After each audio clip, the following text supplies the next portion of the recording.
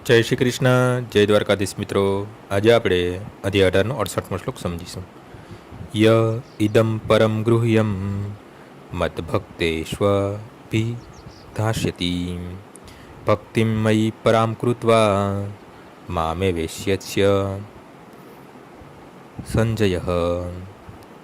જે મનુષ્ય ભક્તોને આ પરમ રહસ્ય બતાવે છે તે શુદ્ધ ભક્તિ પ્રાપ્ત કરે છે અને અંતે તે મારી પાસે પાછો આવશે, એમાં લેશ માત્ર શંકા નથી.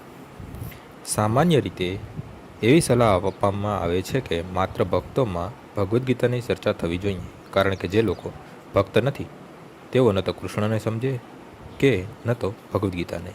જે મનુષ્યો કૃષ્ણને તથા ભગવદ્ ગીતાને મૂળ રૂપે સ્વીકારતા નથી તેમણે મનસ્વી રીતે ભગવદ્ ગીતાના વિશે સ્પષ્ટીકરણ કરવાનો પ્રયત્ન કરીને અપરાધના ભાગી થવું ન જોઈએ.